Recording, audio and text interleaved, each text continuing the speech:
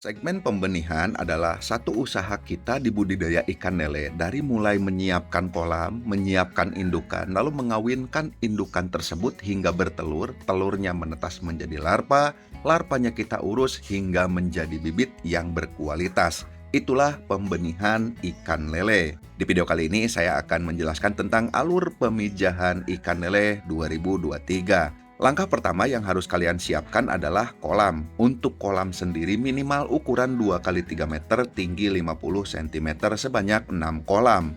Cara alur penggunaannya, satu kolam untuk tandon air, 5 kolam kita gunakan untuk pemijahan dan penetasan telur ikan lele. Kolam terpal ataupun kolam beton bisa kita gunakan untuk pemijahan indukan lele dan mengurus larva lele, tapi diutamakan kolam terpal dengan bentuk kotak yang bisa kita gunakan. Lalu langkah yang kedua, silakan lakukan pemupukan air kolam. Untuk cara atau tutorial pemupukan air kolam sudah saya bagikan kepada kalian di video terdahulu. Silahkan kalian cari saja videonya di channel ini. Untuk kalian yang diam di satu daerah dan memiliki karakteristik air yang bagus, tidak perlu dilakukan pemupukan pun kalian bisa jalan mijahkan lele, tidak usah di treatment. Cukup diendapkan saja selama 2 atau 3 hari, air tersebut langsung bisa digunakan. Langkah yang ketiga, siapkan indukan. Untuk indukan sendiri bisa dari jenis apa saja, mau lele sangkuriang, lele mutiara, masamo dan lain sebagainya, terserah kalian.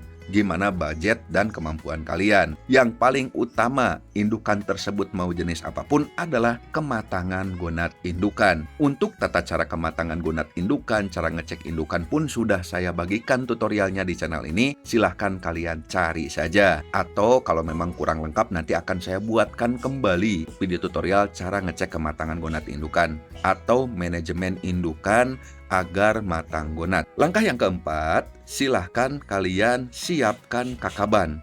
Fungsi dari kakaban sendiri adalah barometer kepadatan larva dalam satu kolam. Tadi di awal saya katakan silahkan buat 6 kolam, satu kolam untuk tandon air. Nah, satu kolam kita gunakan untuk budidaya. Di kolam tersebutlah kita pasang kakaban sebanyak 10 kakaban. Kakaban bisa terbuat dari apa saja, mau dari injuk, karpet, paranet, jaring dan lain sebagainya. Kalian buat 10 pasang kakaban untuk satu pasang indukan. Setelah induk bertelur di kakaban tersebut, kakaban yang 10 ini kita bagi ke 5 kolam. Jadi satu kolam kebagian 2 kakaban. Barometer kepadatan larva dalam satu kolam adalah kakaban. Langkah yang kelima, silahkan pasang kakaban di saat kolam masih kering. Setelah kakaban terpasang, silahkan kalian masukkan air kolam yang sudah kalian pupuk, sudah kalian treatment, atau tidak dipupuk pun kalian endapkan selama 2-3 hari, masukkan ke kolam pemijahan yang sudah dipasang kakaban. Untuk tinggi air kolam kurang lebih di kisaran 15-20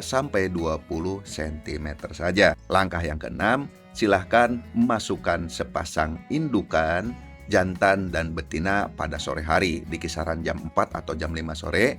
Silahkan kalian masukkan sepasang indukan ke kolam pemijahan yang sudah ada kakabannya. Dikhawatirkan indukan loncat pada saat pemijahan, kalian bisa menutup kolam dengan apa saja, mau dengan jaring, dengan papan, apapun bisa kalian gunakan untuk tutup kolam. Yang penting indukan tidak loncat keluar pada saat pemijahan. Langkah yang ketujuh, keesokan harinya dipastikan indukan kalian memijah dengan sempurna. Artinya si betina mengeluarkan telur, telurnya sudah dipastikan dibuahi oleh sperma jantan. Untuk ciri-ciri telur betina yang sudah sukses dibuahi oleh sperma jantan biasanya berwarna kuning bening, atau kalau warna telur tersebut hijau bening pun itu sudah dipastikan menetas. Jika indukan tidak mengeluarkan telur di hari itu, maka hal yang harus kalian lakukan adalah kaji ulang tentang kematangan gonad indukan, cara manajemen indukan, ngurus indukan, pakan indukan, dan lain sebagainya. Pokoknya tentang seluk-beluk indukan, kalian harus pelajari lagi. Toh buktinya induk yang kalian pijahkan tidak memijah. Apa faktornya? Kalau bukan memang belum siap. Maka dari itu, teknik pembenihan ini sangat rumit. Dari satu sisi indukan saja kita harus benar-benar jeli dan paham betul mana induk yang siap untuk dikawinkan, mana indukan yang belum. Itu butuh waktu kita untuk mempelajarinya. Kalau memang ada cadangan induk lain yang mau kita pijahkan, lebih baik indukan tersebut kita ganti. Setelah itu, indukan kita ambil di kolam pemijahan, lalu kita masukkan ke kolam indukan untuk kita urus dan kita manajemen kembali. Telur hasil pemijahan yang nempel di kakaban tersebut, silahkan kalian pindahkan kakabannya pada siang hari. Misalnya kita ngecek indukan pagi hari, sudah jelas bertelur, telurnya pun sukses dibuahi dan bagus, siap menetas. Indukan kita angkat, jam 10 siang atau jam 11-nya silahkan kalian angkat kakaban, pindahkan ke kolam yang kosong, yang sudah kita siapkan airnya dengan tujuan telur tersebut akan menetas di kolam tersebut. Disitulah kita pasti paham kepadatan larva dalam satu kolam yang menentukan itu adalah jumlah kakabannya. Untuk hasil pemijahan sepasang indukan yang normal, yang bagus kematangan gonatnya, jam 9 malam saja telur sudah bisa menetas. Didukung dengan adanya suhu air kolam yang normal, dalam artian suhu pada saat kita mijahkan itu memang cuaca sedang mendukung. Artinya tidak terlalu dingin juga tidak terlalu panas. Suhu air kolam stabil, pemijahan indukan kita sempurna, artinya kedua-duanya matang gonat, telur si betina terbuahi oleh sperma jantan, jam 9 malam saja itu sudah menetas. Setelah telurnya menetas di hari berikutnya pagi-pagi, kita sudah pastikan cek dan angkat kakabannya pada hari itu juga. Pasti di kakaban ada saja sebagian telur yang tidak menetas. Telur tersebut dikategorikan telur bonor atau busuk yang mana akan bau dan mencemari air kolam larva nantinya. Setelah dicek kakaban, dipastikan telur menetas dan larva sudah terlihat di dasar kolam, angkat segera kakabannya. Tidak ada nunggu 2 hari atau 3 hari, karena telur yang bonor busuk itu akan mencemari air kolam larva, yang mana nanti larva akan mabuk. Setelah itu, silahkan kalian urus larvanya, pemberian cacing sutra secara rutin. Biasanya untuk satu pasang pemijahan indukan lele bobot 1 kg itu di kisaran 10, 15 atau 20 liter paling banyak menghabiskan cacing sutranya. Syukur-syukur 15 liter cacing sutra juga bibit kita sudah memasuki ukuran 1,2 atau 2,3 cm.